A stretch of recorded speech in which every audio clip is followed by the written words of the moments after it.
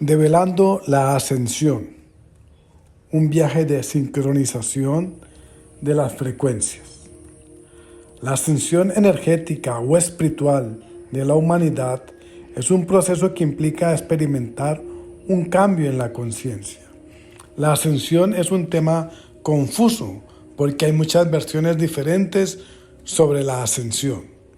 No es solo un proceso espiritual o energético, sino que también es un proceso científico en el que se utilizan las leyes naturales para ayudar a los seres energéticos o espirituales encarnados a evolucionar hacia la fuente original.